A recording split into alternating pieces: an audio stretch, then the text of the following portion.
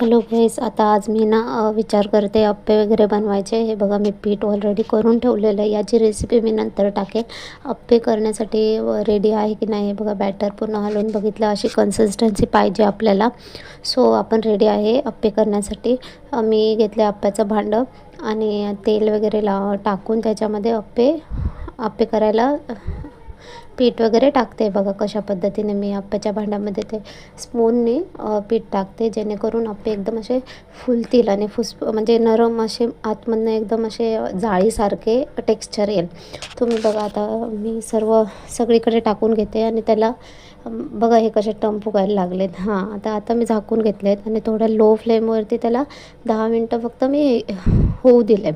आणि आता बघा, मी स्पूनच्या साहाय्याने त्याला पलटी करेल.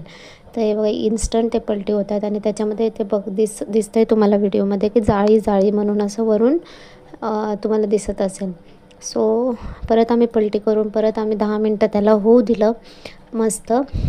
आणि त्याच्यानंतर हे अप्पे आता मी अंशला, म्हणजे माझा लहान मुलगा, त्याला मी आता हे सर्व करणार आहे डिशमध्ये. हे बघा, त्याची डिश रेडी आहे आणि चटणी पण केलेली आहे. त्याची रेसिपी पण तुम्हाला पाहिजे असेल तर कमेंट वगैरे करा, मी नक्कीच अपलोड करेल ब्लॉग.